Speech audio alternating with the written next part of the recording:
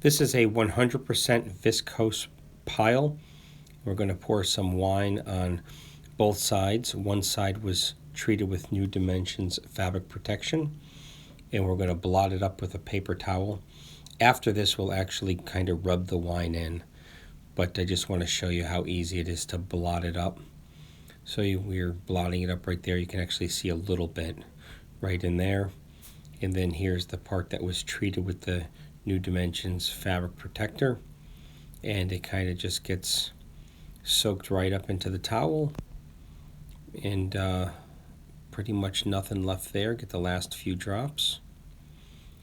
On the side that was not treated, you can see a little bit of a pink stain. It's kind of tough to see it on this gold, but it's right in that area there.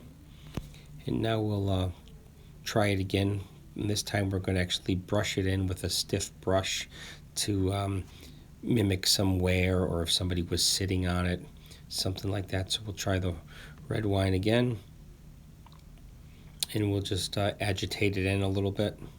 That way we're getting it all the way through into the backing. There we go. On this side, that's the untreated portion. This side was the treated portion. And now we'll try blotting this up. And it should be much harder. The protector helps prevent the permanent staining. Doesn't mean it's not going to need to be cleaned. I mean, when you're working it down this far into the fiber, you can get most of it out with blotting, but sometimes a little bit gets caught in between the texture, in between the nap. But you can be able to see a big difference here on between the treated and non-treated side. You can see where the non-treated side is already stained and it's kind of crushed, and the treated side there is almost all gone.